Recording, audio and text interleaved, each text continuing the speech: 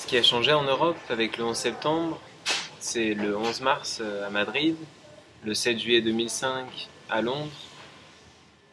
Ça a créé une sorte de peur panique. On a vécu une solidarité bizarre entre Européens contre un mal que l'on ne connaissait pas trop. Et ça a créé une fragilité aussi. On s'est sentis bizarrement proches les uns des autres contre un mal inconnu.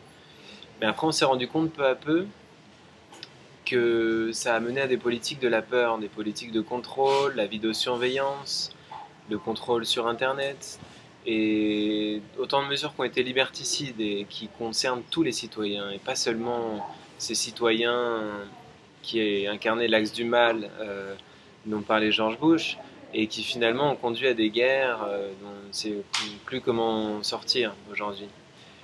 Donc le 11 septembre, c'est un souvenir mitigé, parce qu'aujourd'hui on se rend compte que la peur a conduit à la haine de l'islam, une haine inconsidérée, qui a conduit à des égarements et des dérives qui sont parfois très violentes, comme en juillet en Norvège. Et les citoyens musulmans, européens, souffrent du regard que nous-mêmes nous leur portons de manière inconsciente, avec ce conditionnement qu'on a reçu pendant les 10 dernières années à avoir peur d'eux. Donc je pense qu'il faut il est temps de changer d'imaginaire après le 11 septembre, de passer à des images plus positives sur l'islam, il y a des initiatives qui sont faites dans ce sens, valorisons-les.